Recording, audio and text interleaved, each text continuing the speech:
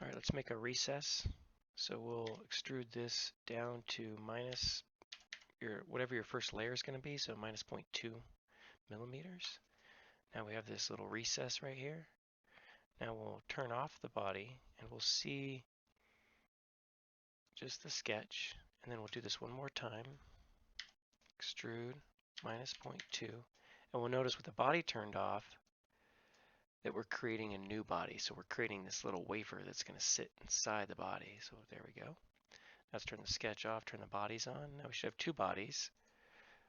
We have the body with the recess, and then we have the little other body that sits inside of it. Okay. Now we'll save these out as STLs. Okay. We'll just put this right here. Sure. We'll just call this body A. And then we'll turn this on. Now, if you have multiple recesses and there are many bodies in here, you would go here and you'd say save as STL up at the top. But since I only have the one body, I can just use right here. Okay, we'll just call this the inner B. It's fine. Now we'll open up our slicer. Now we're going to say we're using an MK2 S. Add the body. That's not what I wanted. There we go. So here's our body with the recess. We'll right click. We'll say add part, load. And we'll put the inner inside. So now we have the two pieces. And you'll notice over here we have the body and then we have the two pieces. So first what we're going to do is identify which one's which. Okay, so that's the inner piece. And we'll right click on this. We'll right click on the gear icon, layers and perimeters. And then under layers and perimeters for this piece, all I'm going to do is change the perimeter to 1.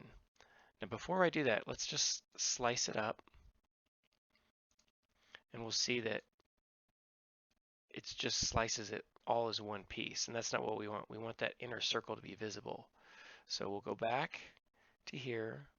We'll right click. I think you can even left click on this. Yeah, left click or right click. Bring up the layers and perimeters for that piece. Go down to perimeters and just select 1 because we don't really care how many perimeters on the inlay. All we want it to do is to create the inlay, and then we'll slice it again.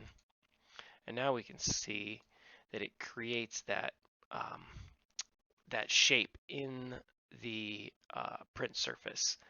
And if you want to flip the whole thing, just select the whole body. Go over here to rotate 180, and it flips it all the way around. And then let's slice it again here so you can see.